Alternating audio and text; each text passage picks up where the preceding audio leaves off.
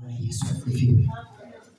Kwa jina langu kwa wale wasiojua, naitwa Yusufu Elikana Kahindi. Nimeokoka na penda Yesu. Yesu ndiye ngao yangu. Ndugu zangu, leo ni siku ya mwisho. Pia nafasi hii kumshukuru Mungu amenipa kufunga nafasi ya maombi ya siku 21 kama ilivyo nafasi yangu hata katika kuzaliwa. Bwana Yesu asifiwe. Hata katika nafasi yangu ya kuzaliwa, mimi ni mtoto wa mwisho kuzaliwa kati ya watoto 14. Bwana Yesu asifiwe. Niwape pole kwa wale wanaopenda kutumia majina, kwa sababu wanafunga hata watoto ambao Mungu makusudi nao. Niwape pole kwa sababu katika misingi ya Mungu wamefuata fashion za dunia zinavyosema. Bwana Yesu asifiwe. Mama kama angefunga alipofikisha watoto 6-7, Yusufu asingeonekana. Asifiwe. Na watu pole kwa sababu wameiacha kweli ya Mungu, wameingia katika taratibu za kibinadamu. Yesu asifiwe. Hiyo ilikuwa ni utangulizi tu. Bwana Yesu asifiwe. Napenda pia nimshukuru Mungu, amekuwa nasi kwa tukio lililotokea, lakini katika siku ya 13 ya maombi tuliombea kuhusu hali ya hewa na majanga yanavyotokea. Lakini wakati tunaomba, Mungu alinionyesha andiko ambalo linatoka Isaya 45 mstari wa 5. Akasema ya kwamba kuna mambo ya siri atakayotuonyesha. Nazungumza kwa shortcut kwa sababu sipendi kulichosha kanisa la Mungu na wala sipendi kuwahamisha katika uwepo wa Mungu. Bwana Yesu. Hilo utasoma mwenyewe wapo kule nyumbani. Lakini kwa leo tunafunga maombi kwa mwongozo wa maandiko, Marko sura ya 11 mstari wa 24. Lakini ningeomba watu 2 au 3, mmoja afungue Marko sura ya 11 mstari wa 24, mwingine afungue Zaburi 116 mstari wa 12 hadi wa 14, na mwingine afungue Tesalonike wa kwanza sura ya 5 na mstari wa 8. Msomaji wangu kama upo, naomba unisomee Marko 11:24.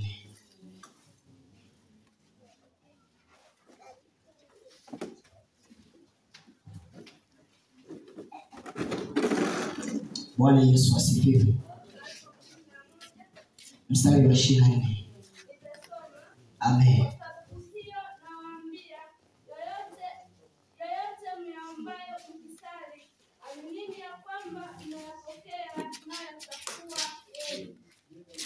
Amen. Funga macho yako ni muombe Mungu. Baba Mungu wa rehema, wewe ni mwaminifu, tena wewe ni mtakatifu. Wapenda taifa lako likikaa katika hali ya utakatifu.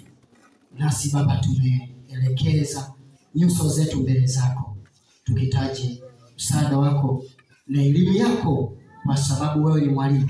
Karibu mahali hapa utufundishe, Roho Mtakatifu uliye kiongozi wetu. Ninakubariki nami nashukuru katika jina la Yesu. Amen. Bwana Yesu asifiwe. Marko sura ya 11 mstari wa 20. Biblia inasema, kwa sababu hiyo nawaambia, yoyote muombayo mkisali, aminini ya kwamba mnayapokea, nayo yatakuwa yenu. Bwana Yesu asifiwe. Leo ni siku ya kumshukuru Mungu. Yaani leo ni siku ya kusema asante Bwana. Leo ni siku ya kumwambia Mungu matendo yake. Wewe Mungu ni Mungu wa ajabu. Wewe Mungu ufalme wako hauna kikomo. Bwana Yesu asifiwe. Biblia inazungumza kwa habari ya kuomba, na hata siku ya leo tunahitimisha kwa siku ya 21 ya maombi. Lakini cha kushangaza na cha kusikitisha, kanisa la leo limekuwa likiogopa maombi na kukimbia. Na ukitaka kujua safari ya mbinguni inapimwa katika maombi. Hakuna mtu yote atakayeweza kuingia na kuwasiliana na Mungu pasipo maombi. Hilo tusidanganyane. Bwana Yesu asifiwe. Nazungumza ili siku hiyo ya mwisho ni juu yako. Bwana Yesu asifiwe. Hajaishi hapo. Yesu ametuweka wazi kuhusu haya maombi ambayo tumeomba. Tumeomba mahitaji mengi. Tumeombea serikali, tumeombea Jamhuri ya Muungano wa Tanzania, tumeliombea kanisa, tumeombea amani, tumeombea utulivu, tumeombea Mungu atujalie, atupe nafasi ya kukaa hemani mwake, tutulie, tafakari usiku na mchana. Bwana Yesu asifiwe. Nafsi inayoogopa maombi, naomba kukumbushe, watafuta hatari ya kutokuwasiliana na Mungu. Ni sawa na mtu anayeendesha gari, hali gari yake haina taa.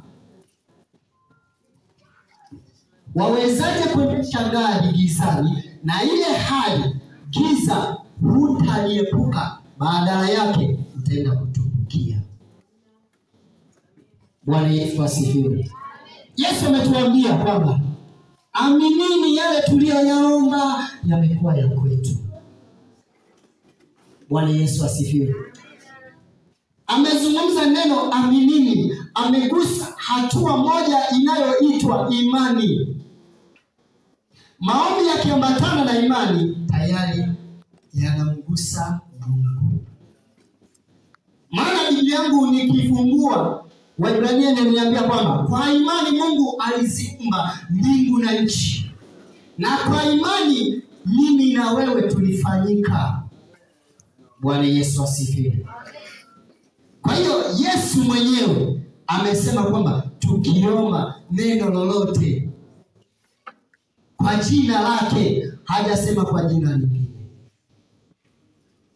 Hajasema kwa jina la Yusufu, hajasema kwa jina la Neema, hajasema kwa jina la Rebeka, hajasema kwa jina la Yakobo na wengineo. Hapana. Bwana Yesu asifiwe. Kwa hiyo tuamini kwa haya tuliyoyaomba yamekuwa ya kwetu. Vipo mikononi. Ni mfano wa wana wa Israeli wakati wanaikaribia nchi ya ahadi. Walipoiona kwa mbali, maana walipanda katika kilima, wakaiona nchi ya Kanaani. Na walipoiona wakaishangilia, wakafurahi, wakaamini wamefika, wangali bado hawajafika. Bwana Yesu asifiwe. Lakini ninalo neno la kujivunia kwa Mungu.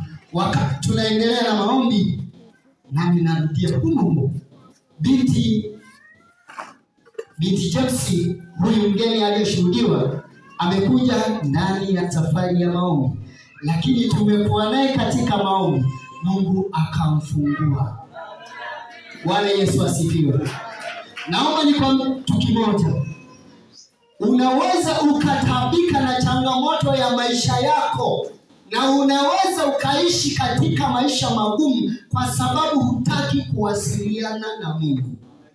Na nafasi ambayo Mungu ameiweka ili uwe salama, ili niwe salama, ni lazima kuingia katika maombi. Na maombi tafsiri yake ni nini? Maombi ni mawasiliano ya mwanadamu na Mungu. Ni sehemu maalum ambayo Mungu ameiweka kwa ajili ya kanisa lake. Liwapo na shida, liwapo na changamoto, liwapo na uhitaji, ingia katika maombi. maombi mpate kuwasiliana na Mungu. Bwana Yesu asifiwe. Lakini ukikimbia maombi mpendwa, pole. Bwana Yesu asifiwe. Hakuna njia nyingine. Mzee wa kanisa alisimama akamwambia, binti, sisi hatuna mafuta, hatuna leso, hatuna chumvi, ila jina la Bwana utapona katika madhabahu hii.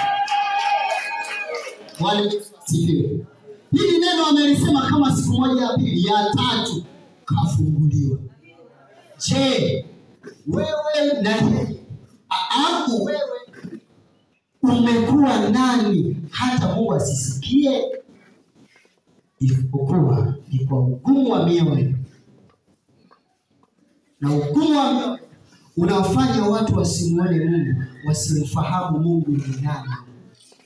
Bwana Yesu asifiwe. Haleluya. Ameweka nafasi ya maombi, lakini mwanzilishi mkubwa ni Yesu. Na ukitaka kujua kazi ya Yesu iliendelea, kila alipokuwa akienda kuhubiri, alikuwa akienda katika mlima wa Zeituni kwenda kuomba. Saga ugali, huna shida. Hasara kwako. Lakini neema ya Mungu iwazi mbele zako, tena ya bure.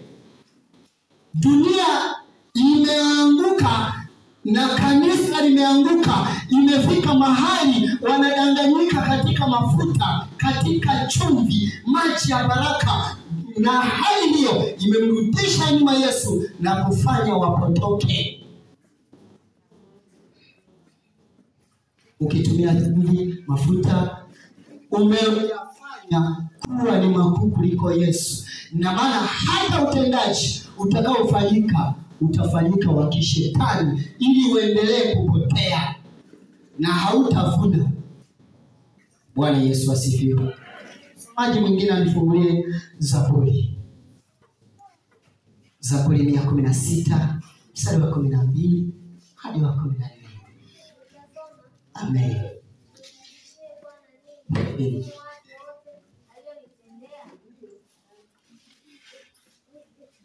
Basi ngoja kwanza. Bwana Yesu asifiwe. Zaburi imeandikwa na Daudi. Daudi alikuwa mfalme, pamoja na fahari yake, pamoja na ufalme wake. Bwana Yesu asifiwe. Aliweza kumkumbuka Mungu. Lakini nashangaa, mtu baada ya kupata mafanikio tu kidogo anaanza kupunguza reki ya kutafuta Mungu. Bwana Yesu asifiwe. Biblia yangu inaniambia kwamba wakati Daudi alikuwa kijana, amemtambua Mungu, angali anachunga kondoo hadi akawa mfalme. Na wakati wa safari hiyo wa kufika kwenye kiti cha ufalme, amepitia katika magumu, amepitia katika vita ya kumkimbia Sauli. Bwana Yesu asifiwe. Si hivyo tu, hata wakati alipotaka kuwaharibu mataifa waliokuwa wanatafuta kupigana na Israeli, alienda kumuuliza Mungu, nifanye nini Bwana? Haleluya. Ukisoma Biblia kitabu cha Wafalme, fuatilia habari za Daudi, utakuta kwamba wakati anaweza kwenda kuvamia, utakuta anaenda kumuuliza Mungu kwanza. Lakini leo kanisa la leo limekuwa likitangulia kwa matakwa yake bila kumuuliza Mungu, Mungu nifanye nini?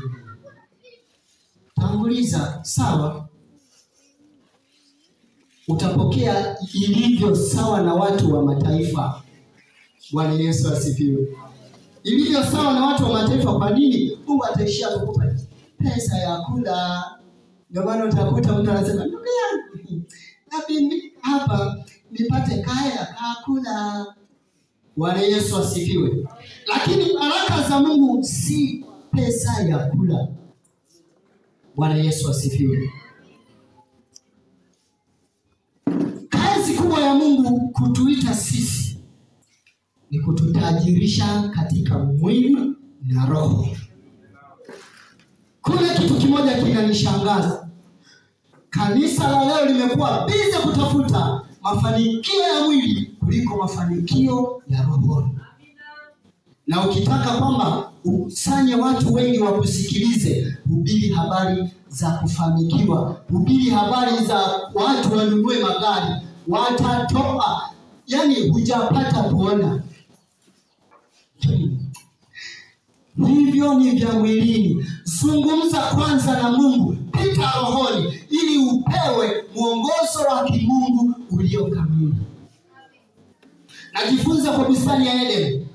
Bustani ya Edeni, ile bustani ilikuwa imetengenezwa. Mungu alitambua kwamba mwanadamu ameumbiwa tumbo, mwanadamu ameumbiwa kula. Alitengeneza matunda ya kila namna. Adamu hakusimama kusema kwamba Bwana naomba hela ya kula. Hakusimama. Mungu mwenyewe wakati anamwandaa kumtengeneza mtawala wa vile vitu Mungu alivifanya, akaweka. Ukisoma Biblia utakuta mto Frati na mito mingine ambayo ililetwa ili kumwagilia bustani ya Edeni. Bwana Yesu asifiwe. Hawakuomba. Haleluya. Mungu akatengeneza na vitu kama dhahabu. Bwana Yesu asifiwe. Yaani fahari yote akaweka katika bustani ya Edeni. Na akasemaje? Matunda ya miti yote waweza kula, isipokuwa mti wa ujuzi wa mema na mabaya. Kanisa limeanguka, limefikia hadi hatua ya kuwaza mafanikio ya mwili. Ile hali tu tubio la roho liko mbali. Mawasiliano ya mwanadamu na Mungu yako mbali. Bwana Yesu asifiwe. Daudi anasemaje? Anamwambia Mungu, nikurudishie nini Bwana? Bwana Yesu asifiwe. Daudi anamwambia Mungu si kwamba ameona kwa wakati huo tu, ni toka alipokuwa kijana. Maana Bwana amemuokoa kutoka katika midomo ya simba wakati anachunga kule. Na wakati anamkabili Goliati alisema na kufuata kwa jina la Bwana. Na wakati huo anaenda kumwambia Sauli, akamwambia Bwana amenituma naenda kumuua mimi huyu kwa jina la Bwana. Bwana aliyeniokoa kinywani mwa simba, sembusi na huyo Mfilisti. Haleluya. Anatanguliza Mungu kwanza. Anasema na kufuata kwa jina la Bwana. Hajaishia hapo. Wanafunga mkataba na mwana wa Sauli, Jonathan. Wanatumia na ishara ya mishale. Lakini Daudi anaendelea kumwona Mungu. Bwana Yesu asifiwe. Mpaka anafikia kwenye kiti cha ufalme, kiti cha kustarehe. Maisha mtelezo, msemo wa kisasa tunasema hivyo. Anafikia kwenye maisha mtelezo. Alikotokea ni parefu. Kwa hiyo naomba nikwambie mpendwa, fahari yako na neema yako na baraka yako imo mikononi mwa Mungu. Ukiyakimbia maombi, unamkimbia Mungu, unakimbia baraka zako. So, naomba uendelee mstari wa 13. Amen.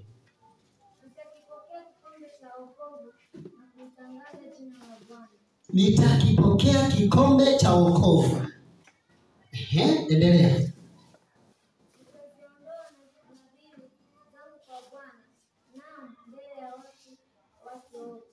Amen. Bwana Yesu asifiwe. Akasema nitaziondoa nadhiri zangu. Amezungumzia kwa habari ya nadhiri kwamba nitolee mfano mwanamke mmoja Hana. Akasema Bwana, mimi ni mkumba. Bwana wangu, ukinipa mtoto nitakutolea akae milele nyumbani mwako. Aliweka karamu ile. Japo Biblia imezungumza kwa ufupi kwa habari za Daudi, lakini kuna mahali pia Daudi aliweka nadhiri. Wakati anashinda vita, anamwambia Bwana, Bwana, kwa kuwa umenishindia hiki, nikirudi nyumbani, mtu yeyote atakayenipokea mimi, nitakutolea. Na wakati huo, wakati anarudi nyumbani, akapokelewa na binti yake kipenzi. Lakini hakuna namna, kwa sababu ameweka nadhiri, akasema nitaziondoa. Bwana Yesu asifiwe. Msomaji wangu wa Wathesalonike wa kwanza 5:18.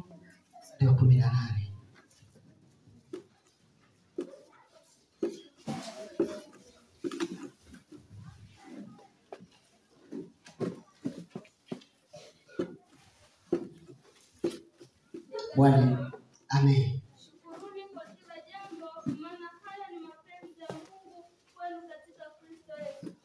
Amen. Bwana Yesu asifiwe. Haleluya. Biblia inasema kwamba shukuruni kwa kila jambo. Na mimi ninayo sababu ya kumshukuru Mungu. Kwa sababu wakati wa maombi janga limetokea, lakini ninachomshukuru Mungu, kanisa la TAG Kilimahewa hakuna hata mmoja aliyeathiriwa na janga. Lakini pia namshukuru Mungu, ametubeba hadi tumefikia siku ya leo. Bwana Yesu asifiwe. Biblia imezungumza kwa habari ya kushukuru, lakini ni watu baadhi au ni kanisa baadhi lisilotambua kuwa Mungu anapaswa kushukuriwa, iwe wakati wa mauti, wakati wa kulia, wakati wa kuhuzunika, wakati wa kuteseka, wakati wa kufurahia, wakati wa kicheko, wakati wa kulima na wakati wa kuvuna. Bwana Yesu asifiwe. Paulo na Sila wakati wamefungwa gerezani, wamesagika viboko vya kutosha, wametandikwa vya kutosha, wakatupwa na gerezani, wakaendelea kusema, "Oh, Mungu ni mwaminifu. Asante Bwana kwa sababu tumepigwa." Haleluya. Lakini maajabu na cha kushangaza, mtu baada ya kupata tu tatizo, Mungu umeniacha, Mungu mimi umeniona nini, Mungu nimekukosea nini? Bwana Yesu asifiwe. Mshukuru Mungu kwa kila jambo. Iwe mchana mshukuru Mungu, iwe usiku mshukuru Mungu. Bwana Yesu asifiwe. Mwambie Mungu, Mungu ni Mungu wa ajabu, matendo yako yatisha. Umenipa pumzi, nimekosa, lakini Mungu umenipa nafasi ya kuwa hai tena. Ninasafiri kwenye vyombo vya moto kwa miguu, lakini Bwana umeniepushia ajali. Nimeenda shambani salama, nimekoswa na wanyama watambao kama nyoka. Bwana umenilinda. Bwana Yesu asifiwe. Hata kama dada imepinda, umeumia, umeumizwa, umetaabika, una majeraha, mwambie Bwana asante. Kwa nini? Kwa sababu ukisema hivyo unamshtaki Mungu katika neno lake alilosema kwamba yeye amekuza ahadi zake kuliko jina lake. Bwana Yesu asifiwe.